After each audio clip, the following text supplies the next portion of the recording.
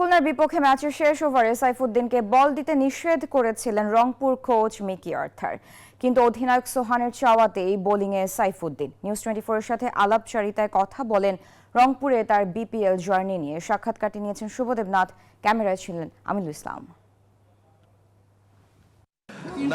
Match জিতলেন, 12 run দরকার ছিল, কিন্তু আপনি সুলাকে দারুণ বোলিং করলেন। প্রথমত এর আগেও আমি এইসব সিচুয়েশনে করেছি, তো আসলে হার জিতও থাকবে, নিজের কনফিডেন্স দিয়ে সেরা করার চেষ্টা করেছি, হয়েছে। তারপর আমি আমার যেরকম থ্রেড ইয়র্কার ওটা ওইভাবে করতে পারিনি, তারপরও লাক আমার প্রেফারে ছিল, তো আলহামদুলিল্লাহ জয়টা জিততে পেরেছি আর কন্ডিশন রাখতে পেরেছি দলের জয়ের ক্ষেত্রে, এই জন্য আলহামদুলিল্লাহ। ক্যাপ্টেন সোহান কি মেসেজ দিয়েছিলেন তখন আপনি? স্বাস্থ্যকর অল টাইম হানিকম, সব সময় অল টাইম হেলদি লাইফ।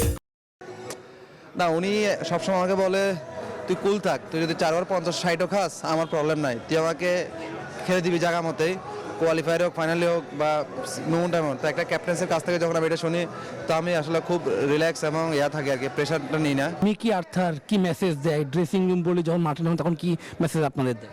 না, আজকে একটা মজার বিষয় হলো, লাস্ট ওভারটা আমাকে কোচ সাপোর্ট করেনি, চাইছিল একটা জোরে বলা নাইট রানা অথবা কেউ করবে, বাট কোচ আশাউল ভাই এবং সোহান ভাই আরও যারা লোকাল ছিল বলছেন না, সাইফুদ্দিনই বোলিং করবে, আমরা ওর উপর ট্রাস্ট আছে।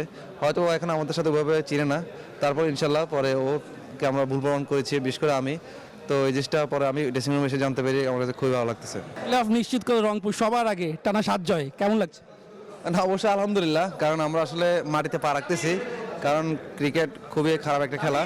কারণ আমরা যদি লাস্ট 2টা ম্যাচ দেখেন, ফরচুন বরিশালের সাথে এবং আজকে খুলনার সাথে একদম ক্লোজলি গিয়ে জিতেছি, তো এটা আমাদের অবশ্যই লাক প্রেফার করেছে। কারণ আমি আমার পূর্ব অভিজ্ঞতা থেকে বলতে চাই, কারণ আমি যখন কুমিল্লাতে খেলেছি 2018 সালে সম্ভবত, আমরা 12 ম্যাচে 11টা জিতেছি, তারপরে কোয়ালিফায়ার দুইটা ম্যাচ ব্যাক হেরেছি। তো এই জন্য আসলে আমাদের ফোকাস মূলত ওই যে কোয়ালিফায়ারের ম্যাচগুলো, নকআউট পর্ব ম্যাচগুলো। তো আমরা এইভাবে যেভাবে ভালো খেলতেছি অবশ্যই আমাদের জন্য ইম্পর্টেন্ট, তারপরেও বেশি ইম্পর্টেন্ট আমরা ওই ম্যাচগুলো আমরা বাজ পাখি চোখ দিয়ে রেখেছি। এর পরবর্তীতে চট্টগ্রামও ম্যাচ হলে চট্টগ্রাম তার জয়ের ধারা ধরে রাখতে চায় সাইফুদ্দিন, এমনটি জানিয়ে গেল।